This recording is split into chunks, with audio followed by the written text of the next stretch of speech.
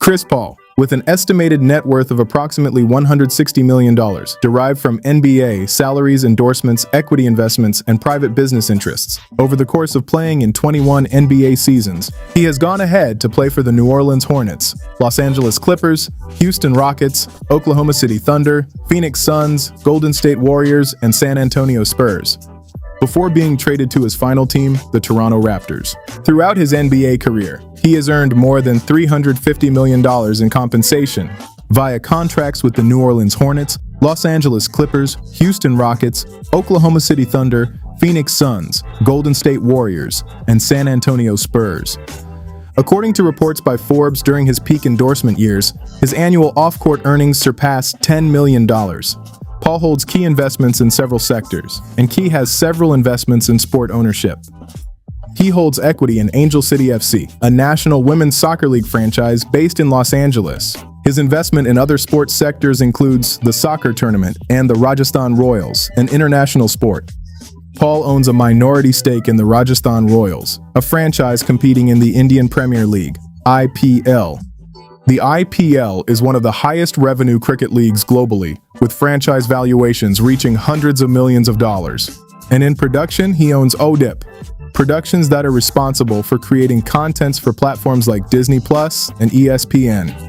He also serves as a major investor and brand ambassador for Beyond Meat, and also went on to launch his own plant-based snack line called Good Eatin' through GoPuff. Chris Paul also has investment deals in Hyperiz, a recovery tech platform, Watchbox, which is a luxury watch company, and Koya, a plant-based protein. He also owns an equity stake in Rhone, a premium men's activewear company. His involvement is structured as a business partnership that includes ownership participation rather than solely an endorsement arrangement.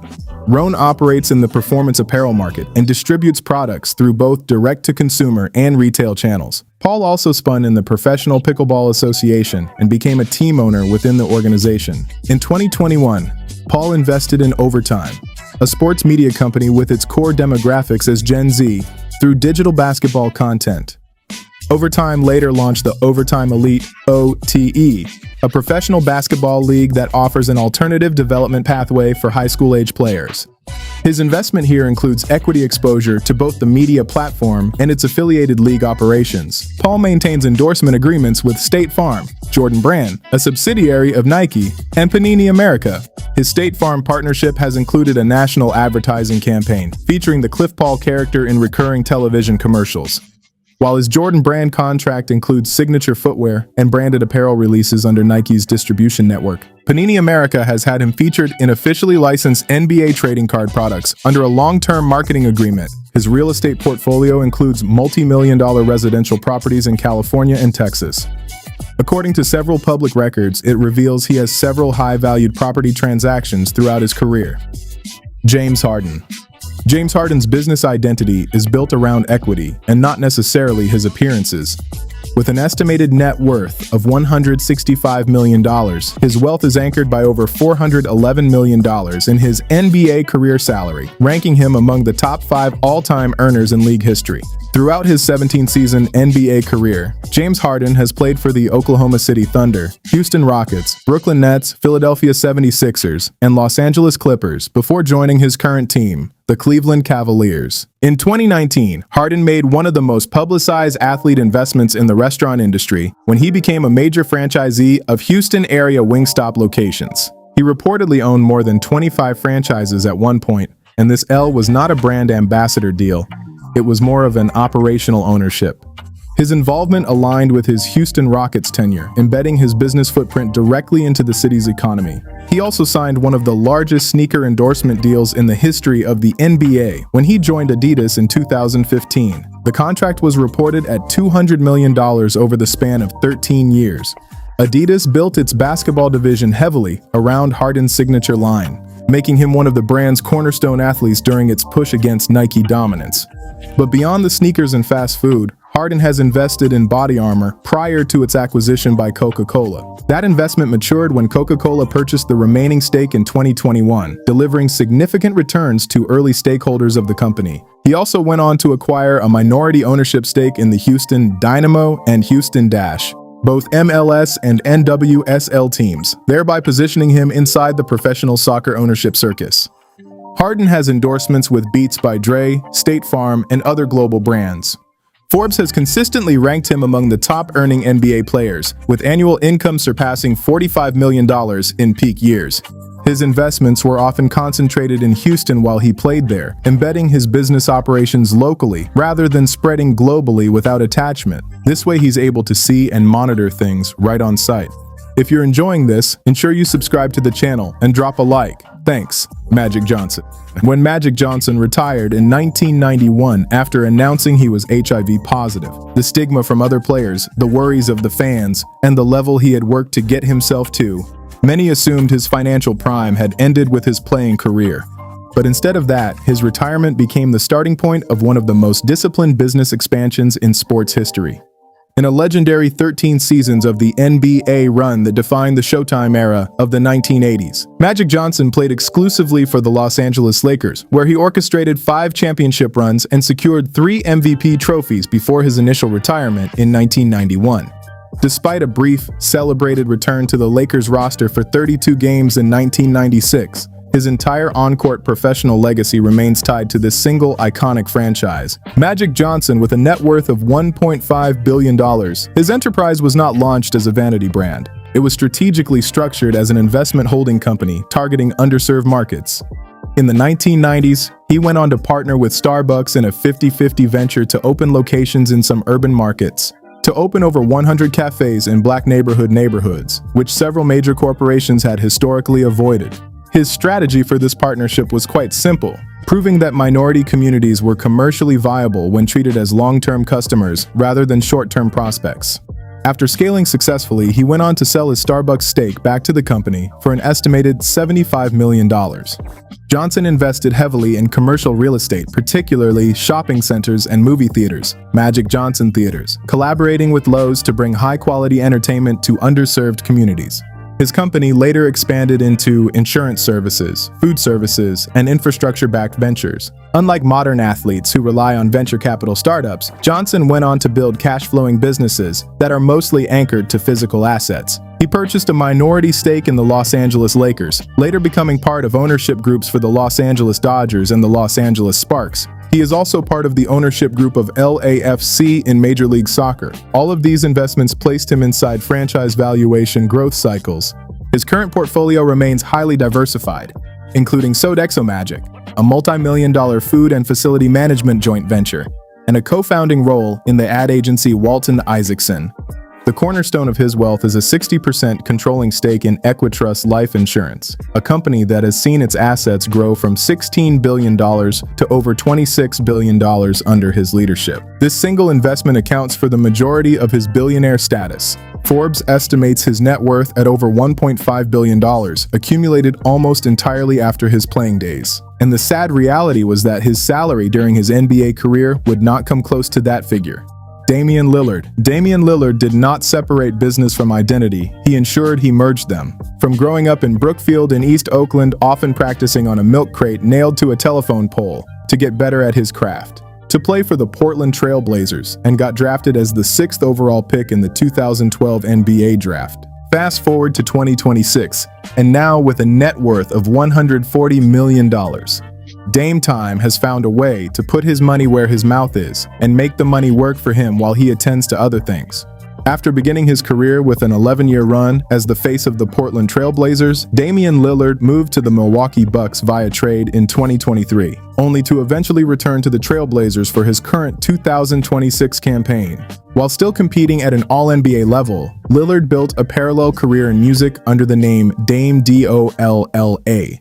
This was not a hobby release, as he signed distribution deals and collaborated with some top artists like Lil Wayne and charted on Billboard's independent albums chart. As for his streaming revenue, touring, and licensing, they went on to turn his music career into a legitimate income stream, and not just a promotional extension of his basketball career. At the same time, Lillard secured one of Adidas's most valuable basketball endorsements. In 2014, he signed a 10-year extension reportedly worth up to $100 million.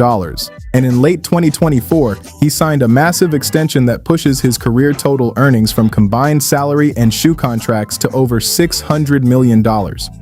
His signature shoe line became central to Adidas Basketball's in U.S. strategy. especially after the brand's pivot away from other notable high-profile athletes. Lillard ensured he doubled down on brand coherence.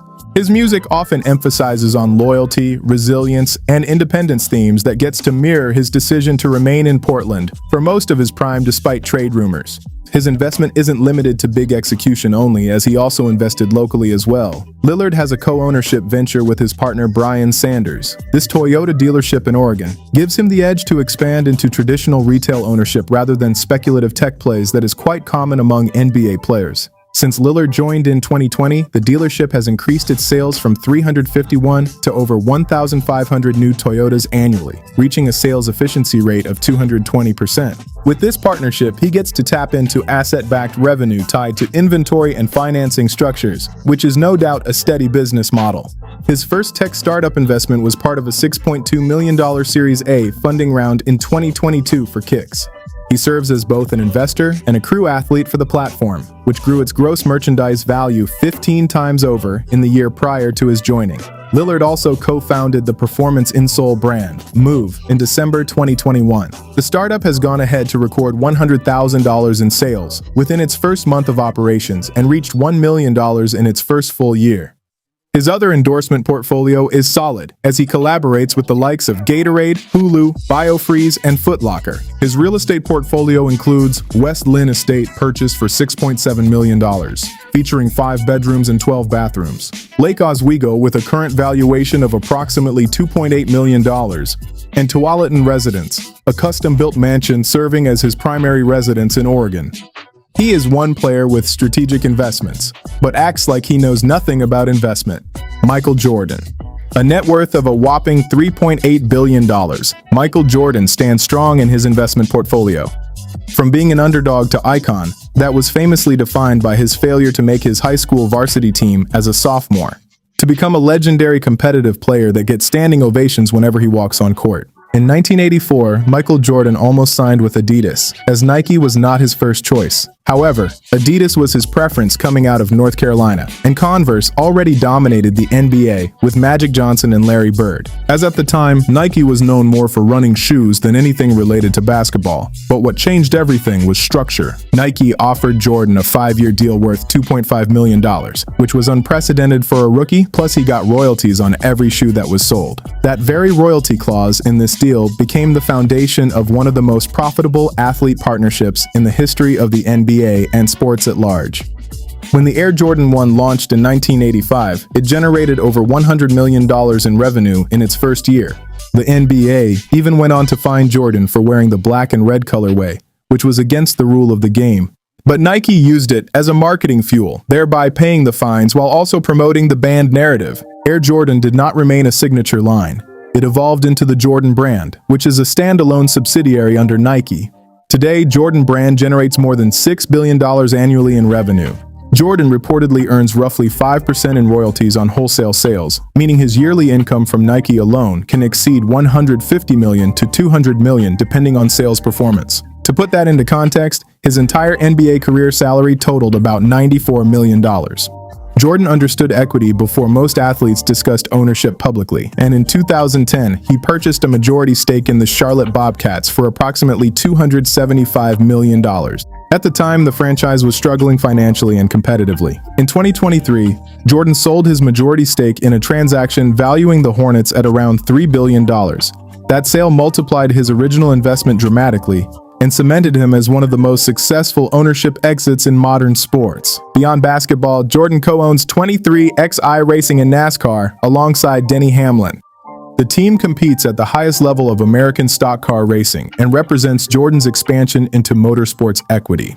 His other notable endorsement portfolio also includes Gatorade, Hanes, Upper Deck, and McDonald's. Unlike the short-cycle modern endorsements, many of Jordan's partnerships have lasted decades, creating him an avenue of compounding brand value across generations.